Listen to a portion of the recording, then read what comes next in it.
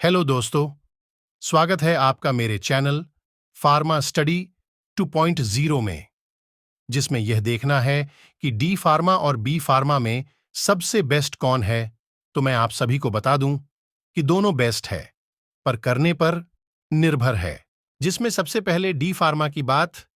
करें तो जिसके फुल फॉर्म की बात करें तो डिप्लोमा ऑफ फार्मेसी कहते हैं। जिसमें योग्यता की बात करें तो साइंस से 12 पास होने चाहिए, जिसमें फिजिक्स, केमिस्ट्री, बायोलॉजी होना चाहिए। अगर बायोलॉजी के जगह मैथ भी है तो डी फार्मा कर सकते हैं। और दूसरी बात की 12th में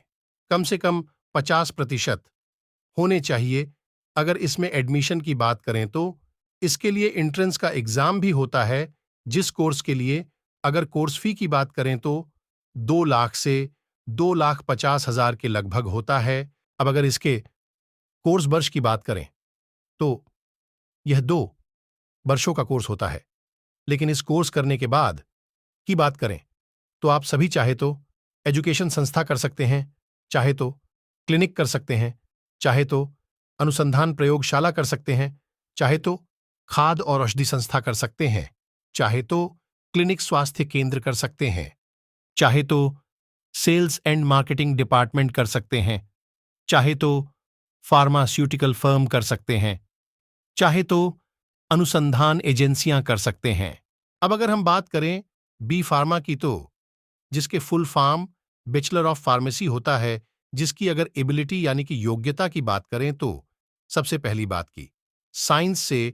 12th पास होने चाहिए, जिसमें फिजिक्स, केमिस्ट्री, बायोलॉजी और इसके साथ ही साथ अगर मैथ भी है तो ये कोर्स आसानी से कर सकते हैं। और दूसरी बात की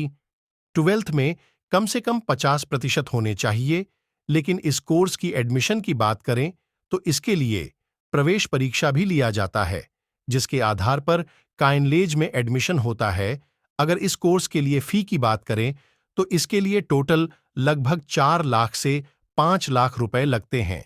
जो कि 4 वर्षों में कंप्लीट होता है। अब इस कोर्स के कंप्लीट होने के बाद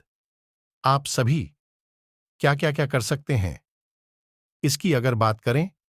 तो चाहे तो आप फार्मासिस्ट कर सकते हैं, चाहे तो आप औषधि चिकित्सक बन सकते हैं, चाहे तो आप फार्मेसी मास्टर बन सकते हैं, चाहे तो आप फार्मास्यूटिकल मार्केटिंग कर सकते हैं, चाहे तो आप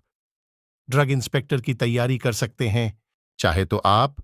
हेल्थ सेंटर खोल सकते हैं, चाहे तो आप रिसर्च एजेंसी कर सकते हैं, चाहे तो आप